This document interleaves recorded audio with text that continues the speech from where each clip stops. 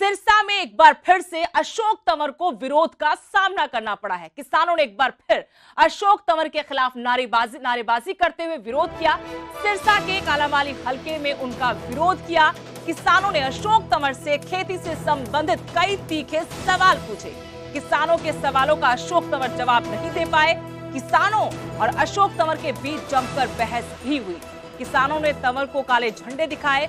किसानों ने विरोध किया। साथ ही ये भी ऐलान कर दिया कि जब तक भाजपा जजपा के नेता किसानों के सवालों का जवाब नहीं देंगे तब तक उनका विरोध करते रहेंगे।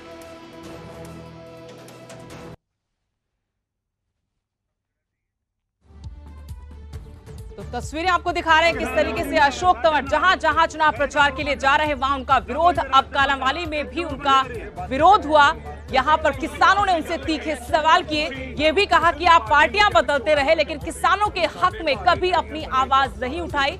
किसान और खेती से संबंधित कई सवालों के जवाब अशोक तंवर नहीं दे पाए। कोई किसी गल का जवाब नहीं तो प्रशासन की आड़ दे विच मौके ते पिंड का प्रोग्राम भी छड्ड के जिहड़ा फायदा होया अगले पिंड जा रहा तो असीं अगले पिंडां दे विच पहुंचांगे ते हुण जिहड़ा साडे सवालां तो भज्जा दा मतलब चोर साबित हुंदा। असीं साडे लोकां नूं बेनती करांगे इहनूं हर तरह ऐसे सवालां दा पिंड दे विच सामना करना पऊगा ते साडे पिंडां दे विच असीं इन्हां दे खिलाफ मोर्चा विड्डांगे। किसी सवाल दा कोई लग्या कोई तुसीं सामने सी सारा कुछ लाइव गलबात हो रही सी। सिंगल सवाल का जवाब नहीं बंदा मौके ते दे सकिया।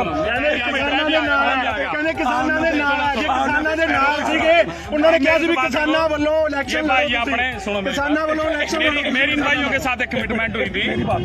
एक तो आप ये बताओ हम में से किसी ने उसके साथ कोई बात नहीं करी, बिल्कुल भी नहीं करी। हमने सवाल पूछे अरे एक मिनट प्लीज मेरी बात हाँ और ना में आपके अशोक तंवर जी ने किसी एक सवाल का भी स्पष्ट जवाब दिया? सुनो किसी एक सवाल का भी मैं बोलूं? हाँ बोलो। जो वो दे सकते थे उन्होंने दिया। उन्होंने क्या कहा बताओ सुनो। वो झूठे वादे थे लारे लेके गए। मेरी बात का जवाब यही भाई दे दे तो मैं क्या बताऊंगा ना भी सुनता लो। उन्होंने कहा जब समय आएगा मैं आप लोगों का साथ दूंगा। उनके पास समय था पहले भी एमपी रह चुके हैं तब समय था तब साथ नहीं दिया। नहीं दिया। खूनी मारते रहे लोगों के और कुछ नहीं किया उन्होंने। खूनी वाले नेता के नाम से मशहूर थे अशोक। इन्हें कोले कोई किसी गल का विपक्ष के स्टैंप सीएम के बयान पर अब मुख्यमंत्री नायब सिंह सैनी ने पलटवार करते हुए जवाब दिया है। सीएम ने कहा कि स्टैंप वो लोग थे जो दिल्ली से लिखकर आता था वही बोलते थे और वैसा ही करते भी थे।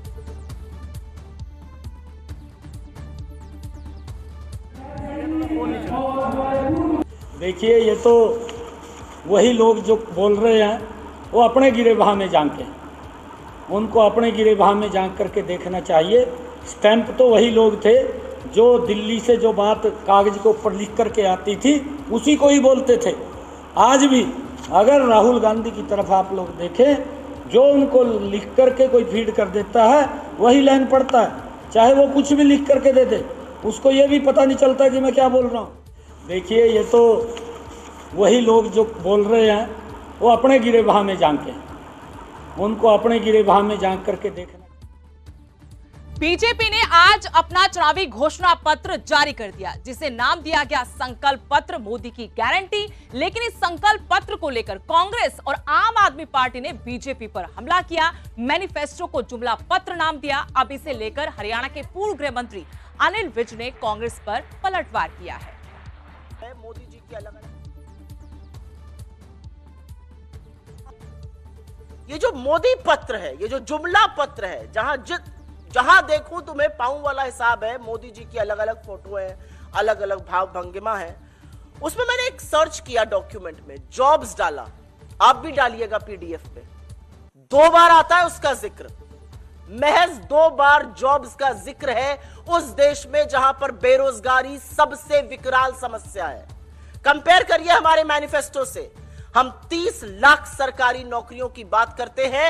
हम 1 साल के लिए ग्रेजुएट और डिग्री होल्डर्स को स्टाइपेंड देने की बात करते हैं 1 लाख रुपए का। बीजेपी में 2 बार जॉब्स का जिक्र है और थेथरे ये है कि लिखा जा रहा है खाली रिक्त पद भरे जाएंगे सरकारी। तो 10 साल से झुंझुना क्यों बजा रहे थे? क्यों रहने दिया ये खाली रिक्त? जो वादे नहीं किए थे वो भी किए। भ्रष्टाचार खत्म किया। अरे मल्लिकार्जुन खड़गे जी, आपकी पार्टी के पूर्व प्रधानमंत्री राजीव गांधी ने कहा था कि अगर हम 100 पैसे भेजते हैं ऊपर से तो नीचे मिलने वाले को 15 पैसे मिलते हैं, 85 पैसे तो ये सिस्टम खा जाता है। मोदी ने वो सिस्टम ठीक करा। अब ऊपर से 100 रुपये भेजते हैं तो खाते में 100 रुपये जाते हैं, 99 पैसे भी नहीं होते। वो देखो तो सही, कितने लोगों को मुफ्त गैस के सिलेंडर दिए। तुम्हारे टाइम में सिलेंडर नहीं थे, तुम भी दे सकते थे, लेकिन तुम्हें तो अब गरीब नजर नहीं आते जब तुम सत्ता में होते हो। 70 साल तक लोगों को पीने का पानी नहीं मिला, नरेंद्र मोदी ने घर घर पीने का पानी बेचा। अरे शर्म करनी चाहिए कांग्रेसियों। तुम महात्मा गांधी का नाम लेके राजनीति करते रहे, जिन्होंने स्वच्छता पर इतना जोर दिया था, पर तुम्हारी किसी भी सरकार ने 70 साल तक स्वच्छता की बात नहीं की। बीजेपी के संकल्प पत्र पर वित्त मंत्री जेपी दलाल ने भी बयान दिया है। उन्होंने कहा कि मोदी ने किसानों का भला किया, तीसरी बार वो ही पीएम बनेंगे। संकल्प पत्र में अन्नदाता, नारी, गरीब और युवा पर फोकस है। बीजेपी ने राम मंदिर, धारा 370, किसान उत्थान के वादे पूरे किए। उत्तर भारत की सभी सीटें बीजेपी ही जीतेगी। हरियाणा में सरसों खरीद में देरी हुई, इसको लेकर जब सवाल पूछा कि इस तरीके से किसान परेशान है, सरसों खरीद में देरी हो रही है, तो उन्होंने कहा कि हमारी सरकार किसानों से खरीद के वादे को पूरा करेगी। मंत्री जी ने जो हमारा भारतीय जनता पार्टी का संकल्प पत्र पेश किया और दोबारा से प्रतिबद्धता देश के सामने रखी कि देश के विकास के लिए अपना जो योजनाएं हैं वो सामने रखी है। और ये मूलतः 4 चीज़ों पर आधारित है। ज्ञान पर, गरीब पर फोकस है, युवा पर फोकस है, अन्नदाता पर फोकस है और नारी पर फोकस है। और इसको विस्तृत रूप में हमारे जो संकल्प पत्र है इसमें बताया गया है कि किस तरह से हम गरीब कल्याण की योजनाएं आगे बढ़ाएंगे, किस तरह से युवाओं के लिए रोज़गार के साधन उपलब्ध कराएंगे, किस तरह से नारी को हम जो है 3 करोड़ हमारी बहनों को लखपति दीदी बनाएंगे, और इसी तरह से अन्नदाता के लिए उसकी आमदनी बढ़ाने के लिए कैसे हमारा रोड मैप है। मैं समझता हूँ कि भारतीय जनता पार्टी जो वायदे करती है वो उसको पूरा किया है। सरकार ने खुले दिल से किसानों की फसल खरीदी है। बाजार भाव से लगभग 800 रुपये, 1000 रुपये ऊपर से हम खरीद रहे हैं, साथ साथ पेमेंट भी कर रहे हैं। ये सही है कि एकदम से किसान आने की वजह से मंडियां भरी हुई हैं और गेहूं की खरीद अब धीरे धीरे करके तेज गति से पकड़ेगी। किसान भाइयों के लिए हम समर्पित हैं। किसानों की फसल खरीदने का हमारा जो वायदा है हम उसको पूरा करते हैं। वहीं कांग्रेस नेत्री चित्रा सरवारा ने भाजपा पर जमकर जुबानी प्रहार किए। चित्रा ने कहा कि मुख्यमंत्री नायब सिंह सैनी हरियाणा में ताबड़तोड़ रैलियां कर रहे हैं, लेकिन इनमें भीड़ गायब है। भाजपा के 400 पार के नारे पर उन्होंने कहा कि ये नारा वैसे ही निकलेगा जैसे 75 पार का नारा था। कांग्रेस उम्मीदवारों के नामों के ऐलान में देरी पर कहा कि हरियाणा में अभी चुनाव में काफी वक्त है, जहां चुनाव हो रहे हैं वहां पर कैंडिडेट अनाउंस हो चुके हैं।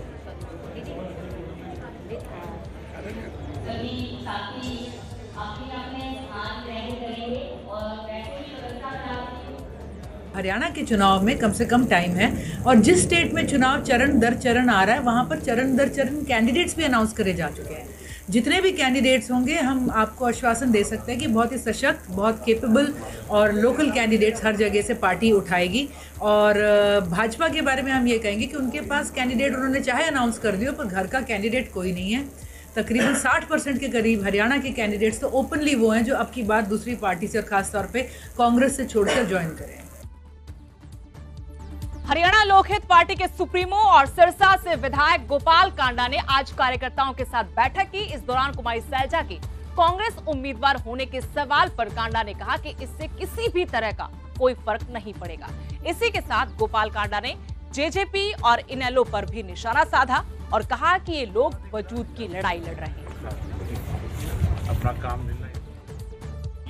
वो अपने वजूद की लड़ाई लड़ रहे हैं, जिंदा रहने की, भी किसी तरह से हमारा चश्मा बचे और चाबी खोने से बचे, और कुछ नहीं है, कहीं से कुछ नहीं होना।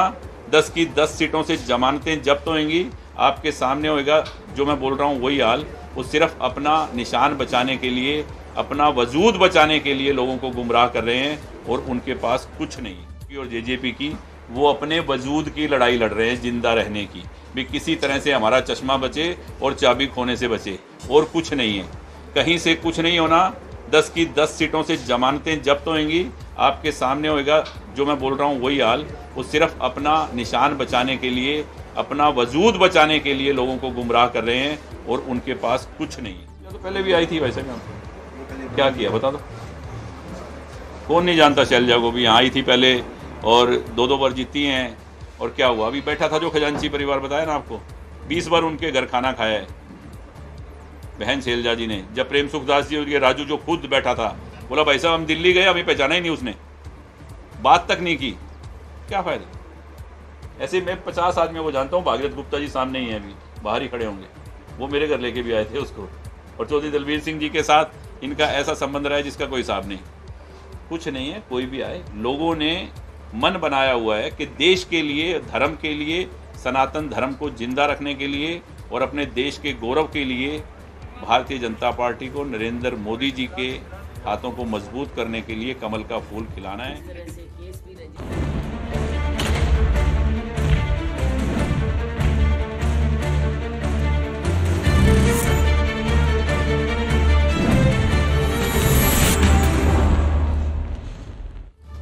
खबर जींद से है, जहां युवाओं ने एक अनोखी बारात निकाली। इस अनोखी बारात में एक बेरोजगार युवा दूल्हा बना और बाकी बेरोजगार युवक बैंड बाजे की धुन पर जमकर नाचे।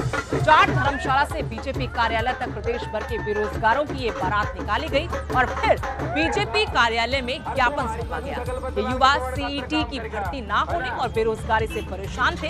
युवाओं का कहना है कि पेपर देने के बाद भी रिजल्ट ना आने की वजह से वो प्रदर्शन करने को मजबूर हुए हैं। युवाओं ने चेतावनी देते हुए कहा कि अगर उन्हें रोजगार नहीं मिला तो वो चुनावों का बहिष्कार करेंगे।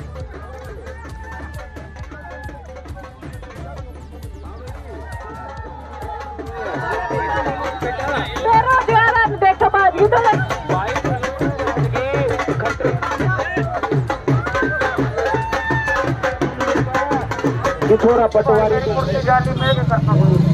आपका संकल्प लिया था, राम राज्य है, राम राज्य। हरियाणा के बेरोजगार युवाओं को बारात निकालने की नौबत इसलिए आई है कि 2 साल से जो पेंडिंग पड़े हैं भर्ती एग्जाम लेकर के उसमें सरकार कोई भी सुनाई नहीं कर रही बेरोजगार बच्चों की, इसलिए ये नौबत आई। और जींद की इस धरती पर जाट धर्मशाला में जो बच्चे इकट्ठे हुए हैं, हजारों की संख्या में इकट्ठे हुए हैं, प्रदेश के कोने कोने से, कोई महेंद्रगढ़ से है, कोई पलवल से है, कोई भिवानी चरखी दादरी से आया हुआ। तो क्या लिखा बैनर में आपने? बैनर में ये लिखा हुआ है, मैं हरियाणा का बेरोजगार दूल्हा। महेंद्रगढ़ स्कूल बस हादसे के बाद से प्रशासन पूरी हरकत में नजर आ रहा है। बसों की चेकिंग में अब चौंकाने वाले खुलासे भी हो रहे हैं। खुलासा ये कि जान खतरे में डालकर बच्चे स्कूल जा रहे हैं। रेवाड़ी के निजी स्कूलों की 550 बसों में कई खामियां पाई गई हैं। आरटीओ ने जिला शिक्षा अधिकारी को बकायदा सूची सौंपी है। बसों के परमिट, फिटनेस, रजिस्ट्रेशन को लेकर ये कमियां पाई गई हैं। करीना हादसे वाली बस का फिटनेस सर्टिफिकेट भी नहीं था और जब ये हादसा हुआ उसके बाद तमाम सवाल उठे थे अधिकारियों पर, प्रशासन पर, विभाग पर। उसके बाद से प्रशासन लगातार मुस्तैदी दिखाते हुए अब चेकिंग कर रहा है, जांच कर रहा है। अकेले रेवाड़ी जिले में ही 550 ऐसी स्कूली बसें निजी स्कूलों की जिनमें कई तरह की खामियां पाई गई।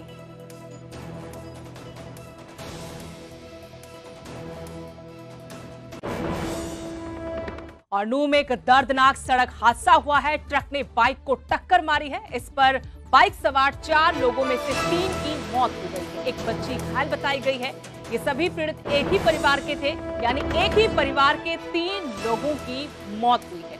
शादी समारोह में शामिल होने के लिए परिवार जा रहा था बाइक से।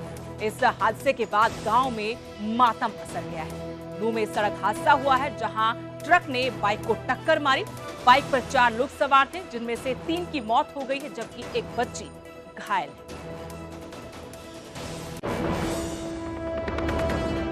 थे, फिर उसकी वाइफ और एक उनका नवासा था। तीनों ने किसी घर से थी, उसके भाई के लड़के की शादी थी अलवर साइड में, तो वहाँ जा रहे थे। तो वहाँ रास्ते में रामगढ़ न्यू का बड़ौदा है ना, बड़ौदा चौकी है, उससे आगे जहाँ डबल रोड होता है वहाँ पीछे से डम्फर वाले ने वहाँ पीछे से उसको टक्कर मार दी। तो उस टक्कर में ये तो अपने साइड में थे, उसने पीछे से इनको मारा है, इनकी स्पीड भी अवर नहीं, लेकिन पता नहीं उसने कैसे लापरवाही से डम्फर इनको पर चढ़ा दिया, जहाँ तीनों की इन वक्त की मौत हो गई। कैथल में लापरवाही की वजह से 10 साल की मासूम बच्ची की जान चली गई। हाई वोल्टेज तार की चपेट में आने से बच्ची की मौत हुई है। घर के ऊपर से बिजली की हाई वोल्टेज तार गुजर रही थी, घर की छत पर ये बच्ची खेल रही थी, उसी वक्त ये हाई वोल्टेज तार की चपेट में आ गई। हादसे के वक्त जबरदस्त धमाका भी हुआ।